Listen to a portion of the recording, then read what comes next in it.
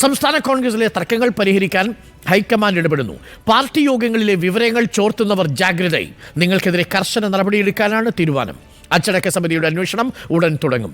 K Sudhakaran VD Satheesan തർക്കത്തിന്റെ പശ്ചാത്തലത്തിൽ പരസ്യ പ്രതികരണങ്ങൾക്ക് നിയന്ത്രണം ഏർപ്പെടുത്തിയേക്കാം. KPCC ഭാഗികമായി പുനഃസംഘടിപ്പിക്കാനും ആലോചനയുണ്ട്. ഋഷിപാൽ ചേരുന്നു കൂടുതൽ വിവരങ്ങളുമായി. Rishipal, very good morning. Semi cadre ആവണമെന്ന് പാർട്ടി പണ്ട് പറഞ്ഞത് ഈ യോഗങ്ങളിൽ നടക്കുന്ന വിവരങ്ങൾ മാധ്യമങ്ങൾക്ക് ചോർത്തി കൊടുക്കുന്ന പരിപാടി അവസാനിപ്പിക്കണം എന്ന ഉദ്ദേശത്തോടു കൂടിയാണ് പണ്ടൊരു നേതാവ് പറഞ്ഞിരുന്നു. പക്ഷേ എത്രയൊക്കെ തടഞ്ഞാലും പാർട്ടി കോൺഗ്രസ് അല്ലേ, അതുകൊണ്ട് ഗ്രൂപ്പ് തർക്കങ്ങളും ഗ്രൂപ്പ് സമ്മർദ്ദങ്ങളും എല്ലാം പാർട്ടിയുടെ ആരോഗ്യത്തിന് പ്രധാനപ്പെട്ട കാര്യമാണെന്ന് കരുതുന്ന നേതാക്കൾക്ക് ഇതെങ്ങനെ തടയാൻ സാധിക്കുമെന്നതൊരു പ്രധാനപ്പെട്ട വിഷയമാണ്. സുധാകരൻ VD സതീശൻ എന്നിങ്ങനെ രണ്ടു പക്ഷങ്ങളായി ഒരു നെടുകെ പിളർന്നിരിക്കുകയാണോ കേരളത്തിലെ കോൺഗ്രസിൻ്റെ സംഘടനാ സ്വഭാവം? അരുൺകുമാർ, ഒന്ന് ലോക്സഭാ തെരഞ്ഞെടുപ്പിലെ വലിയ മുന്നേറ്റത്തിന്റെ ആവേശത്തിലാണ് കോൺഗ്രസ് നേതൃത്വം വയനാട്ടിൽ ദ്വിദിന നേതൃ ക്യാമ്പ് സംഘടിപ്പിച്ചത്. ആ ക്യാമ്പിൽ തദ്ദേശ തെരഞ്ഞെടുപ്പിന് തയ്യാറെടുപ്പുള്ള മിഷൻ 2025 പദ്ധതി പ്രതിപക്ഷ നേതാവ് VD സതീശൻ തന്നെ അവതരിപ്പിച്ചു. അത് നടപ്പിലാക്കാനുള്ള ചുമതലയും അദ്ദേഹം ഏറ്റെടുത്തു. അതിന് തൊട്ടു പിന്നാലെ തന്നെ സംസ്ഥാനത്ത് മുഴുവൻ ജില്ലാ കോൺഗ്രസ് കമ്മിറ്റികളും ഏകദിന നേതൃ ക്യാമ്പ് സംഘടിപ്പിക്കാനുള്ള തീരുമാനവും നിശ്ചയിച്ചു. അതിനുശേഷമാണ് തർക്കങ്ങൾ ഉടലെടുക്കുന്നത്. അവിടെ ചേർന്ന രാഷ്ട്രീയകാര്യ സമിതി യോഗത്തിൽ പ്രതിപക്ഷ നേതാവ് VD Satheesan KPC president K സുധാകരനെതിരെ ഉന്നയിച്ച വിമർശനങ്ങൾ അത് വള്ളി പുള്ളി തെറ്റാതെ മാധ്യമങ്ങൾ വന്നു. റിപ്പോർട്ടർ TVയാണ് ആദ്യം ആ വിവരങ്ങൾ പുറത്തുവിട്ടത്. അത് പ്രതിപക്ഷ നേതാവിന് വലിയ പ്രതിഷേധവും അതൃപ്തിയും ഉണ്ടാക്കി. ഈ കാര്യം AICC അറിയിക്കുകയും ചെയ്തു.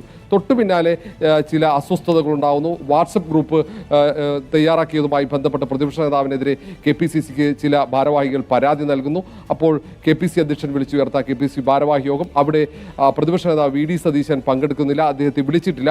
ആ യോഗത്തിൽ രൂക്ഷമായ വിമർശനം ഉണ്ടാകുന്നു പ്രതിപക്ഷ നേതാവിനെതിരെ. അതോടെയാണ് കാര്യങ്ങൾ പൊട്ടിത്തെറിയിലേക്ക് നീങ്ങിയത്.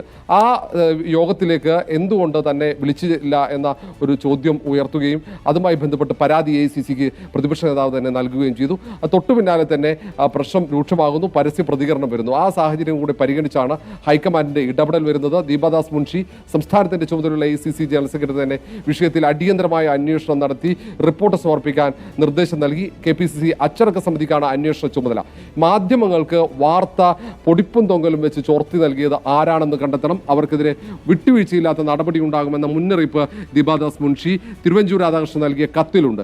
മാത്രവുമല്ല, ഈ ഒരു ഘട്ടത്തിൽ ഈ തർക്കങ്ങൾ പാർട്ടിക്ക് ഗുണം ചെയ്യില്ല എന്ന് കൃത്യമായി പറയുന്നു. പ്രധാനപ്പെട്ട നേതാക്കൾ ഉൾപ്പെടെ ഇനി ഇത്തരം തർക്കങ്ങളിൽ നിന്നും വിട്ടുനിൽക്കണം. ആ തർക്കങ്ങൾക്ക് ഇടയാക്കുന്ന നേതാക്കൾക്കെതിരെ ശക്തമായ നടപടി ഉണ്ടാകുമെന്നടക്കം ഉള്ള മുന്നറിയിപ്പുകൾ ഈ കത്തിലുണ്ട്.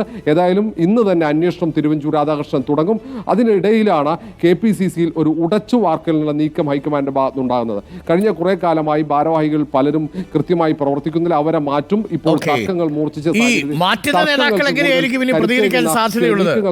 നേതാക്കൾ ഇനി വീണ്ടും അരമന രഹസ്യം പുറത്തു പറയുമോ എന്നൊരു പ്രധാനപ്പെട്ട വിഷയം കൂടി ഉണ്ടല്ലോ. ഈ താളല്ലേ കറി എന്ന് നമ്മൾ ചോദിക്കുന്നത് പോലെ കോൺഗ്രസിന്റെ ഗ്രൂപ്പ് വിഷയങ്ങൾ ഒരു ഉത്തരവ് കൊണ്ടോ ഒരു ഇടപെടൽ കൊണ്ടോ അവസാനിപ്പിക്കാൻ കഴിയുന്നതല്ലല്ലോ ഋഷിപാൽ. പരിധിക്കപ്പുറത്തേക്ക് ജനാധിപത്യമുള്ള പാർട്ടിയായിട്ടാണ് കോൺഗ്രസിനെ വിലയിരുത്തുന്നത്. അതുകൊണ്ട് തന്നെയാണ് ഈ അച്ചടക്കം കൃത്യമായി നിലനിർത്താൻ കോൺഗ്രസ് നേതൃത്വത്തിന് കഴിയാത്തതും.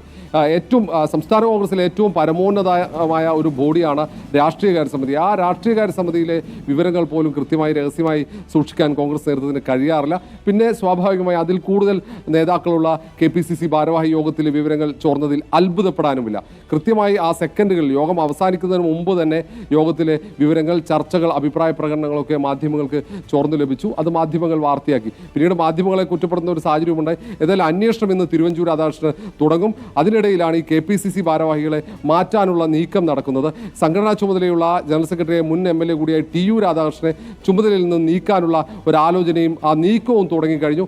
അവിടെ പകരക്കാരനായി എത്താൻ സാധ്യത M ലിജു ആണ്. K സുധാകരന്റെ ഏറ്റവും അടുത്ത വിശ്വസ്തൻ എന്ന് വിശേഷിപ്പിക്കപ്പെടുന്ന M ലിജുവിനെ സംഘടനാ ചുമതലയുള്ള ജനറൽ സെക്രട്ടറി ആക്കാനുള്ള നീക്കം ഇതിനോടകം ആരംഭിച്ചു. ഇക്കാര്യത്തിൽ അന്തിമ തീരുമാനമെടുക്കേണ്ടത് ഹൈക്കമാൻഡാണ്.